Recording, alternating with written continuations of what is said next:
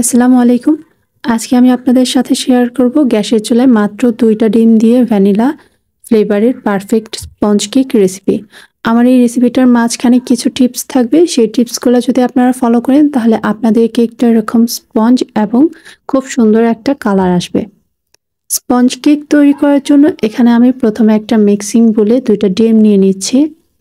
আপনাদের ডিমটা যদি ফ্রিজে থাকে তাহলে অবশ্যই কিন্তু ০.৫ ঘন্টা আগে ফ্রিজ থেকে ডিমটা নামিয়ে রাখবেন। এখন আমি ডিমের সাদা অংশ থেকে কুসুম দুটোকে আলাদা করে নিচ্ছি। কুসুমগুলো আলাদা করে নেওয়ার পর এখন আমি একটা ইলেকট্রিক বিটারের সাহায্যে বিটারের স্পিডটা মিডিয়ামে রেখে ডিমের সাদা অংশটাকে বিট করে ফোম তৈরি করে নেব। আমি এই কেকটা তৈরি করার জন্য আইসিং সুগার ব্যবহার করেছি। আপনারা চাইলে চিনি দিয়ে করতে পারেন, বাট চিনিটা খেয়াল রাখতে হবে যাতে ভালোভাবে ব্লেন্ড করা হয়ে যায়। চিনিটা যদি ভালোভাবে ব্লেন্ড করা না হয় সেক্ষেত্রে কিন্তু আপনার কেকটা চুপসে যাবে। তো এই টিপসটা আপনারা অবশ্যই মনে রাখবেন। আমি আইসিং সুগারটা ৩ বারে অল্প অল্প করে দিয়ে তারপর বিট করতে করতে ডিমের ফোম তৈরি করে নিয়েছি।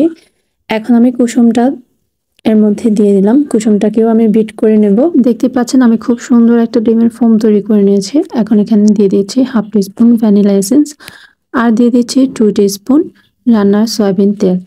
তেলটা দেওয়ার পর কিন্তু বেশিক্ষণ বিট করা যাবে না। আমি কয়েক সেকেন্ডের মতো ব্লেন্ড করে তারপর বেটারটা তুলে নিয়েছি। এখন এই বেটারটা একটা সাইডে রেখে দেব। একটা শুকনো আমি বোল নিয়ে নিচ্ছি। এটার মধ্যে শুকনো উপকরণগুলো আমি চেলে নেব। একটা স্ট্যান্ড নিয়ে নিলাম। এখন এর মধ্যে দিয়ে দিচ্ছি 1/2 কাপ ময়দা, দিয়ে দিচ্ছি 1 টিস্পুন গুঁড়ো দুধ, দিয়ে দিচ্ছি 1/2 টিস্পুন বেকিং পাউডার, দিয়ে দিচ্ছি স্বাদ মতো লবণ। এখন এই শুকনো উপকরণগুলো ভালো করে চেলে নেব। এই শুকনো উপকরণগুলো ভালো করে চেলে নেওয়ার কারণে কিন্তু কেকটা খুব বেশি সফট হবে, খেতেও খুব ভালো লাগবে। এখন আমি কেকের জন্য যে ডিমের ফোমটা তৈরি করেছিলাম সেই ডিমের ফোমের মধ্যে ময়দার যে মিশ্রণটা তৈরি করেছি সেটা থেকে অল্প অল্প করে মিশ্রণ এখানে অ্যাড করব আর একটা হ্যান্ড বিটারের সাহায্যে আলতো হাতে এটাকে মিক্স করে নেব। তো আমি এই কাজটা ৩ বারে করেছি। ৩ বারে আমি ময়দাগুলা এখানে দিয়ে তারপর এভাবে একটা হ্যান্ড বিটারের সাহায্যে ঘুরিয়ে ঘুরিয়ে মিশিয়ে নিয়েছি।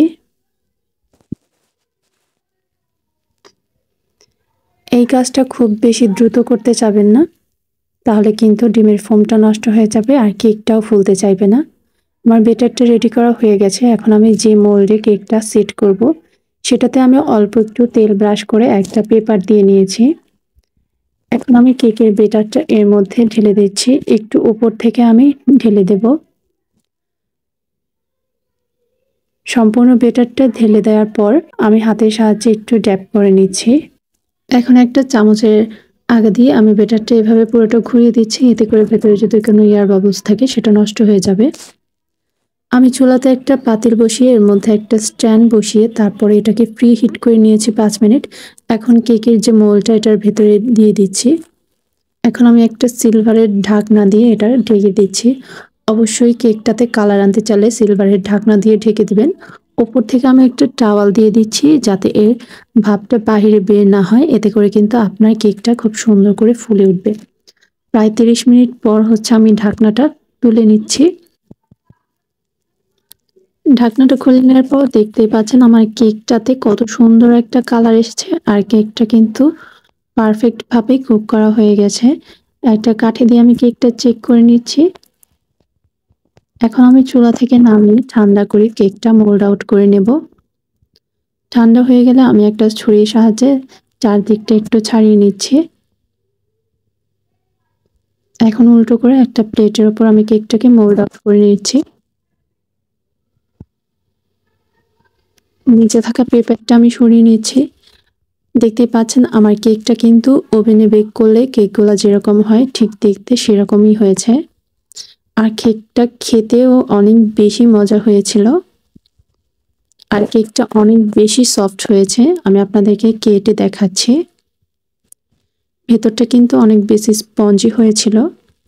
আশা করছি আমার আজকের এই ভ্যানিলা স্পঞ্জ কেকের রেসিপিটা আপনাদের কাছে ভালো লেগেছে। ভালো লাগলে লাইক, কমেন্ট, শেয়ার করে আমার পেজের পাশে থাকবেন। সবাই ভালো থাকবেন, সুস্থ থাকবেন। আজকে এখানেই বিদায় নিয়ে নিচ্ছি। আর হ্যাঁ, ইউটিউব চ্যানেল থেকে দেখলে কিন্তু আমার চ্যানেলটা সাবস্ক্রাইব করতে ভুলবেন না।